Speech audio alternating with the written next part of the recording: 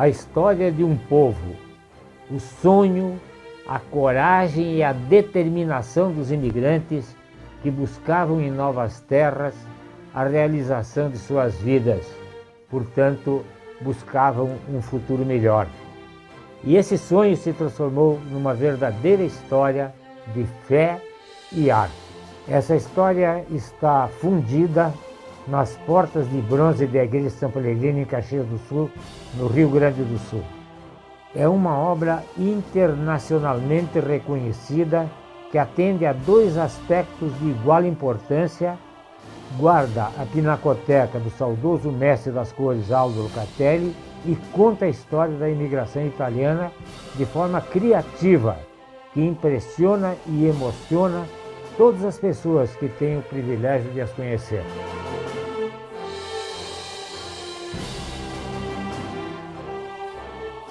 Geralmente tem muitos visitantes aqui, sempre perguntam como funcionam as portas. As pessoas, quando chegam aí nas portas, ficam admiradas. Elas acham uma coisa muito linda, uma coisa que nunca viram. E aqui vem gente de todos os lugares do Brasil, né? Escolas vêm visitar aqui também, catequese.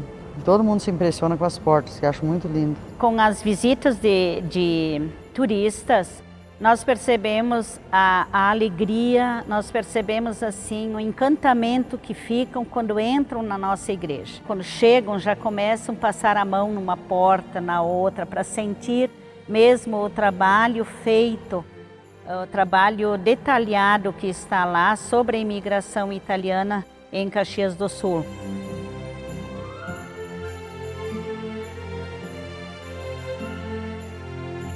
Liderada pelo padre Eugênio Ângelo Giordani, primeiro pároco da Igreja de São Pellegrino, a procura de um artista que tivesse a sensibilidade e o talento necessários para a concepção das portas levou ao encontro do maestro Augusto Müller, de Falcade, Belluno, Itália, em 1973. A Scala Associação Aldo Locatelli, ela foi fundada em 1964 pelo padre Eugênio Giordani. Descobriu fotos guardadas na biblioteca do padre Eugênio Giordani, onde conta também toda a história desde a inauguração e todo esse monumento, inclusive todas as cartas onde foram tratadas as negociações com o Augusto Müller e para a confecção dessas portas.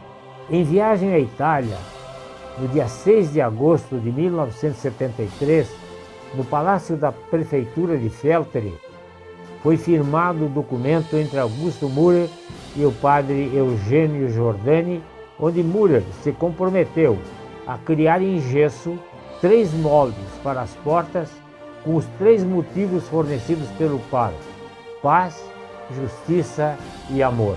Dentro do que ele imaginava fazer para a imigração italiana, Augusto Müller também conseguiu fazer os traços do sonho de padre Eugênio Giordani. E ele gostou e assinou o contrato. A partir daí, iniciou uma jornada de fé, arte e muita dedicação. Parafraseando palavras de Giorgio Trentin, um dos biógrafos de Müller, nascido em 1922 em Falcade, província de Belluno, Itália, é um especialista em monumentos em mármore e bronze, figurando ao lado dos mais célebres representantes das artes plásticas italianas. Falecido em junho de 1985, Müller deixou documentado o seu belo trabalho, com desenhos originais das portas, imagens de sua oficina e o resultado de sua criatividade e sensibilidade artística retratado nas portas de bronze. O artista, ele expõe esta grande experiência que ele faz ou quer que a humanidade viva. Todo artista expressa na sua tela, na sua obra de artes, a experiência humana, mas também a experiência do divino. Eu diria que as portas do São Peregrino, toda essa simbologia, ela é artística, mas ela tem uma grande parte, a religião está presente, a fé está presente.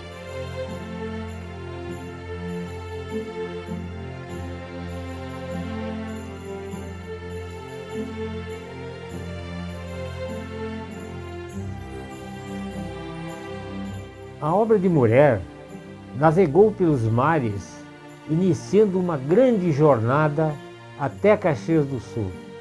Os moldes das portas partiram do porto de Gênova no dia 16 de novembro de 1974, pelo navio Rodrigo Torrealba, com destino a Santos, São Paulo.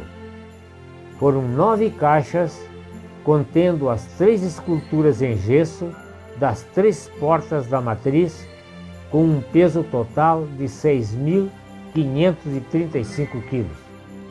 Mas outras dificuldades se apresentaram. Uma delas, de vital importância, foi a busca de um mestre fundidor. A Embaixada do Uruguai informou o padre Giordani a respeito de um perito em fundição em cera perdida, chamado Miguel Ângelo Laborde. Nascido em junho de 1914, foi contatado e teve sua proposta de trabalho aceita. Ele fez todo o acompanhamento das fundições dessas portas na Siderúrgica Tomé. Assim, a Siderúrgica Tomé foi a empresa eleita para assumir o compromisso de fundir as portas em bronze. Um novo desafio à empresa, que teve que estudar detalhadamente os processos, até então desconhecidos por eles.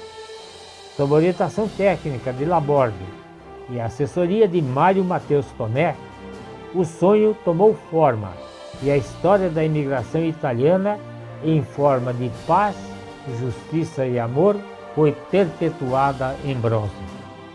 O padre Giordani nos procurou e eu disse, olha padre, se tiver alguém que tenha condição, que tenha a técnica da cera perdida, nós vamos fazer essas portas. E aí nós encontramos no Uruguai o Miguel Ângelo Laborde, e que ele fazia isso lá no Uruguai. Então ele veio aqui, nós construímos até um alojamento para ele, mais uns 3 funcionários que ele tinha lá. É uma honra para nós ter feito uma parte, vamos dizer assim, da história de Caxias, né, da parte cultural.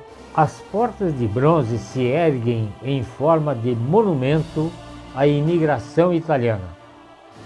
Inauguradas em 29 de outubro de 1983, as portas são uma verdadeira obra de arte, que tem como finalidade interpretar e fixar a história vivida por gerações de italianos que no distante ano de 1875 deixaram as terras de seus pais, o Vêneto, com destino ao Brasil. Recordo muito bem aquela tarde, 29 de outubro de 1983, em que foram inauguradas as portas de bronze. Foi uma cerimônia muito solene. Presente estava o núncio apostólico, nosso bispo diocesano, muitas autoridades eclesiásticas, civis e militares, a igreja superlotada de fiéis. Uma cerimônia muito linda, desde o momento em que o martelo soou sobre o bronze e as portas se abriram solenemente aos ecos de um hino que evocava abrir as portas do Redentor. E aqui me fiz presente, ecoando minha voz, a voz de todos os caxienses que de coração agradeciam esta obra extraordinária que evoca a beleza da epopeia da colonização italiana. A descrição das portas a seguir é a parte de um documento original da data da inauguração das mesmas. A porta central, denominada Porta da Paz, dividida em 3 partes, com sua temática única, ilustra, baseada na cronologia histórica, as vicissitudes do Êxodo, a chegada à Terra Prometida e a consequente posse do solo. Nós temos o barco à vela, que é aquela parte do Porto de Casais, que as pessoas saíam de Porto Alegre pegando por São Sebastião do Caí para depois poderem chegar até essa região que era totalmente mato para poder desbravar. Temos também a parte dos sonhos dos imigrantes, que eles tinham aquele sonho maravilhoso de poder de repente ter uma terra bem melhor. Visto isso, existe uma mão. Muitos turistas acham que é a mão de Deus, mas na verdade não é. A mão do próprio homem, do próprio trabalhador. Passando um pouco mais abaixo desse ponto, você vai ver cavalos, tropeiros, que faziam a troca de mercadorias entre eles e as outras regiões do próprio Brasil. Descendo um pouco mais nessa porta, nós vamos ver o Fole, a bigorna. Ou seja, Augusto Murer, o que ele fez? Ele fez uma epopeia italiana da saga do Rio Grande do Sul em Caxias do Sul. No alto, um grande painel cujo ritmo narrativo inicia com a partida da vilazinha natal, carro da época, puxado a bois e uma família com seus humildes pertences, complementando-se com um grupo de imigrantes já embarcados no navio, entre os quais um sacerdote, atestado da presença da igreja junto aos colonos. As duas cenas estão unidas, mas separadas por uma vela, em cujas dobras se entrevê uma grande cruz, símbolo de fé que acompanhou e sustentou os nossos imigrantes na hora da partida e de sua fixação em terras brasileiras. Lembra ainda a cruz da Ordem de Cristo, sob cuja égide Pedro Álvares Cabral descobriu o Brasil em 1500, associando os imigrantes ao grande episódio básico da história da imigração, com uma série de episódios e de personagens recolhidos e unidos por uma grande composição que, para fins práticos de descrição, vem distribuída em 8 fragmentos. O primeiro fragmento recorda a travessia do oceano, com um naufrágio e uma dramática sequência que depois, segundo fragmento, se suaviza com o voo das pombas que anunciam já a vizinhança da terra. O terceiro fragmento, como se descreve na história de Caxias, figura a marcha para o interior.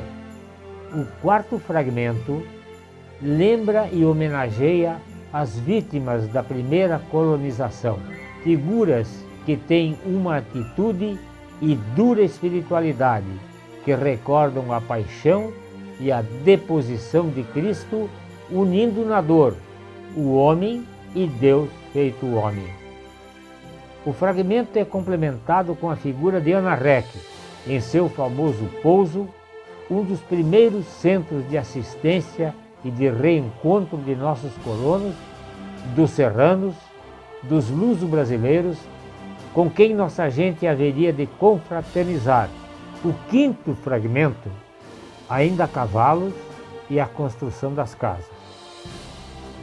No sexto fragmento, o trabalho dos homens e a maternidade, os dois fatos fundamentais de toda a história dos italianos no Brasil.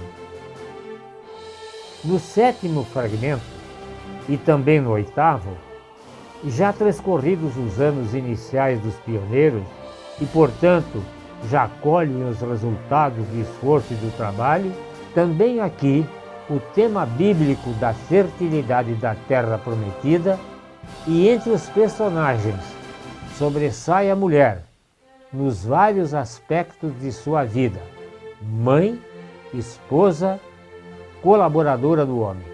As duas portas laterais desenvolvem os temas do amor e da justiça. Passando para a porta do amor, nós temos uma parte muito bonita da porta do amor. O que é? As pombas são o Espírito Santo, dão a boa nova ao arcanjo Gabriel, que diz a Maria que ela dará a luz ao menino, a Jesus Cristo. E um pouco abaixo existe a mulher brincando com a criança, um pezinho polido.